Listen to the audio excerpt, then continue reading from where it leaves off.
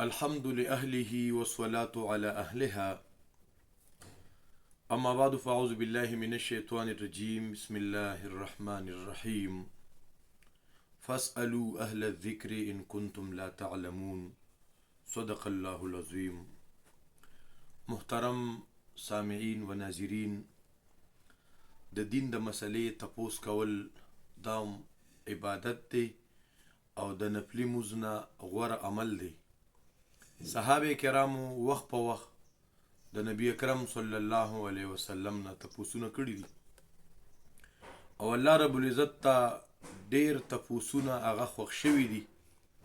هغه الله قرآن کې ذکر کړي دي، یسألونک عن الانفال یسألونک ماذا ينفقون. اے پیغمبره ستا د ملګري تا نه دې باره کې تپوس کوي، د دې باره کې تپوس کوي. زموږ ډیر مسلمانان شته دي چې هغې په خپل عمر کې چېرته د مسلې تپوس نه کوي او نه کړی دی، بس په خپله خوښه چلیږي. دا ډیر زیات حماقت دی. او بیا چې کله موږ او تاسو د شریعت یو مسله معلومه شي نو بیا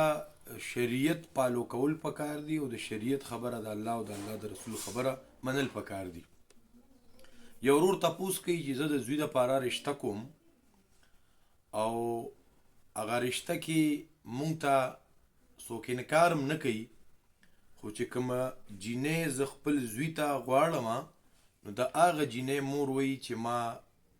ستا دې زوی ته پی ورکړي او دا کومه زنانه چې وایي اقرار کوي چې ما پی ورکړي نو دا ښه دینداره زنانه ده. دا قسم سره م وایي او دا وایي چې هغه ټیم کې زه دوو زنانو لیدلی م یم چې ما دې ماشوم ته کله پی ورکړي خو یو زنانه پکې وفات شوې ده او یو پکې ژوندی ده. نو آیا زما د زوی دپاره د دغه جینۍ سره رشته کول دا په شریعت کې څنګه دي؟ او دویم دغه جینۍ مطمئنه نه ده او د جینۍ مور مطمئنه نه ده چیرې دا رشته یعنی دی سره وشي، نو دې باره کې شریعت زمونږ څه رهنمایي کوي؟ نو په دې باره کې د ټولو نه اول خبره دا ده، دا قرآن کریم دی، دی کې الله تبارک و تعالی چې چا سره رشتې حرامې دي، نکاح حرامه ده، د هغې تذکره کړې ده. نو پای کې وایي چې په تاسو په نکاح باندې حرام دي حرمت علیکم امهاتکم و بناتکم و اخواتکم، ستاسو میندې په نکاح اخیستل حرام دي، لوڼه ستاسو خویندې او عماتکم د پلار خویندې یعنی تروریانې و خالاتکم خالاګانې، رویرې خورزې او هغه زنانه چې تاسو لی پی درکړي دي و اخواتکم من الرضاعه او چې کوم ستاسو رضایي خویندې دي. نو په شریعت کې د رضایي خور سره نکاح کول دا حرام دي. خو آیا دا رضاعت دلته کې دا ثابتېږي او که نه؟ نو عند الاحناف دې دپاره نصاب د شهادت دی. خو که مونږ او تاسو احادیث مبارکه وګورو دا زمونږ مخې ته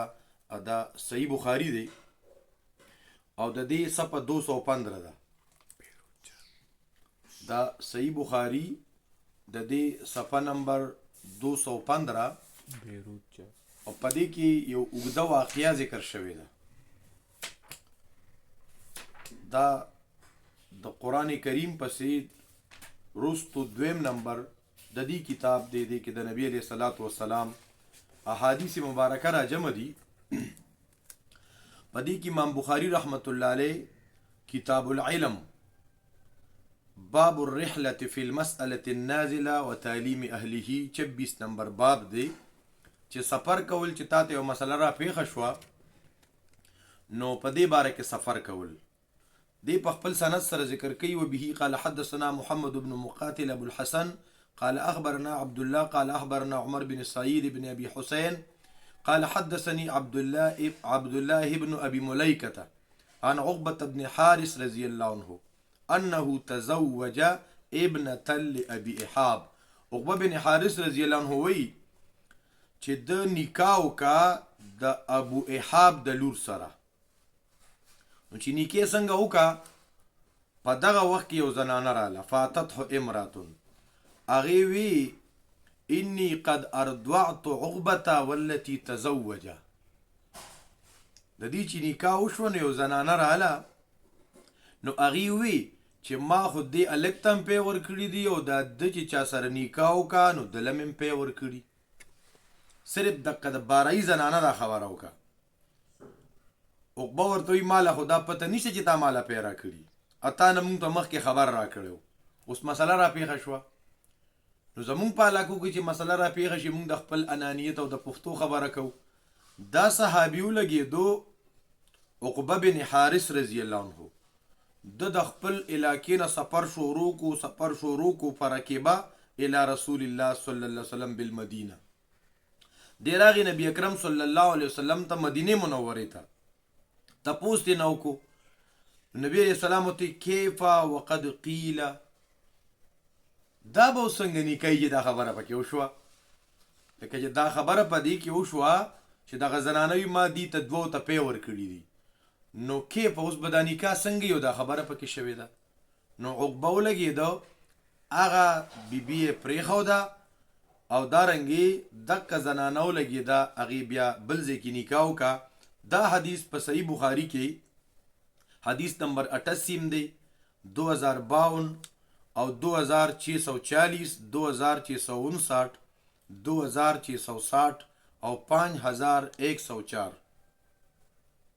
شپږ ځایه دا حدیث په صحیح بخاري کې ذکر شوی دی چې هغه نکاح خپله هغه ماته کا او بل ځای نکاح وکړه بیا د دې حدیث په تشریح کې دا کشف الباری دا د شیخ سلیم الله خان صاحب رحمت الله تعالی علیه دا د وفاق المدارس العربیه صدرمو د شیخ الاسلام مولانا حسین احمد مدنی رحمت الله علیه شاگردمو په دې کې په 519 صفحه باندې ذکر کوي 519 صفحه هم د دک حدیث تشریح ذکر کوي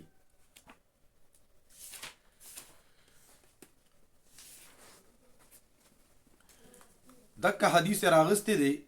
نو بیا وی چې په دې کې اختلاف دی چې مرزعه شهادت ورکی نو آیا د هغې یوازې شهادت معتبر دی او که نه دی نو امام احمد او امام اسحاق امام اوزاعي امام زهري رحمه الله هغې قول ذکر کړی چې یو زنانه په یوازې هغه نور ګواهان ورسره نشته نو د هغې شهادت هم د دې په نیز باندې معتبر دی او دا د ابن عباس رضی الله عنهما قول هم دی او د طاووس رحمه الله نه هم دا مروي دي بیا د امام اوزاعي رحمت الله علیه یو قول ذکر کړی دی که دا چا چې پی ورکړي نو که دا چرته قبل التزوج شهادت وکړي یعنی د نکاح نه د واده نه مخکې دا ګواهي وکړي نو دا خو معتبره ده بیا د امام مالک رحمت الله علیه هغه د رضاعت دپاره د هغې هغه نصاب ذکر کوي د امام شافعي رحمت الله علیه بیا امام ابو حنیفه رحمت الله علیه هغه وایي د رضاعت د اثبات دپاره نصاب شهادت ضروري دی امام احمد رحمت الله علیه د دې حدیث ته استدلال کړی دی اوس تر څو چې د دې حدیث د باب تعلق دی نو دا په تنزه او په تورع او په احتیاط باندې محمول دی چې عام قانون خو دغه نه دی چې شریعت سره د په دې سره حرمت ثابت شي خو دې کې چونکې شک راغی شبهه پکې ضرور پیدا شوه نو چې کله شبهه پیدا شوه د دې نه پس بیا به د ښځې خاوند د یو بل سره هغه د کور زندگی هغه د مزینی ځکه د ټول عمر دا مسله ده نو همیشه لپاره به دی په پریشانو کې بیا نو بیا به دې سره د اولاد په تربیت باندې مسر غورځېږي او احادیثو کې راځي الحلال بین والحرام بین حلال هم ښه په ډاګه دي او حرام هم په ډاګه دي په دې میز کې پکې داسې کارونه دي چې هغه خلک په شبهه کې او په شک کې اچوي نو دغه شک والا څیزونو نه اجتناب پکار دی او بل حدیث پاک کې راځي چې نبی اکرم صلی الله علیه وسلم فرمایي دع ما یریبک الی ما لا یریبک چې تا کوم څیز په شک کې چې دا پرېږدوه نو دا نبی علیه الصلاة والسلام پکې وي چې کیپا وقد قیل بیا محقق ابن الحمام رحمت الله علیه علامه سرخسی رحمت الله علیه هغه هم دا خبره اختیار کړې ده او علامه شبیر احمد عثماني رحمت الله علیه هغه د شیخ خیر الدین رملی رحمت الله علیه په حاشیه د بحر الرائق حواله سره نقل کړي دي چې یوازې د یوې ښځې شهادت دا دیانتن معتبر دی یعنی دیانتداري په دې کې دا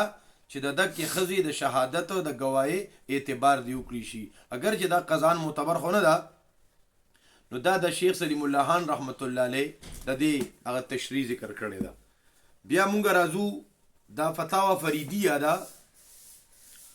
دا مفتی اعظم مفتی محمد فرید صاحب رحمت الله علیه دا حقانیه کې شیخ الحدیث او لوی مفتی پاتې شوی دی د فتاوا فریدیه صفحه 130 کې ذکر کوي عمدغه تپوس ته نشوي دی چې علماء کرام د دې باره کې سوي چې یو کس یو زنانه سر نکاح کول غواړي خو دغه جینې مور چې کم دی نو هغه وایي چې یاره دقه ته ما پی ورکړي وه نو د دې باره کې مسله څه ده نو دی وایي چې د شهادت نصاب خو موجود نه دی خو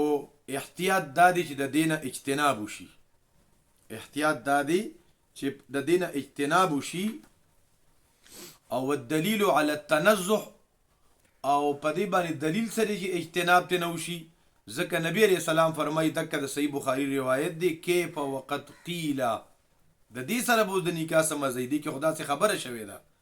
او فنکحت زوجا غیره دا خبره فتاوا فریدیه 5 جلد او صفحه 130 ذکر کړي دا بل یو معتبر کتاب دی آپ کے مسائل ان کا حل د مفتی شهید مفتی یوسف لدیانوی رحمت الله علیه په داش پغم جلد دی کې په صفحه نمبر 217 باندې ذکر کوي که پر رضاعت کې د پی ورکول کې شک او شبهه پیدا شوه دا اوږد تپوس ته نشوي دی نو بیا په دې کې ذکر کوي چې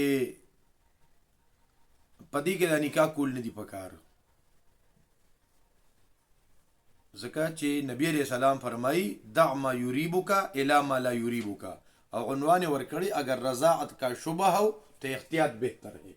په دې کې احتیاط پکار دی چې لکه په دې کې لکه شک مراغه دا غونډه زندگی ده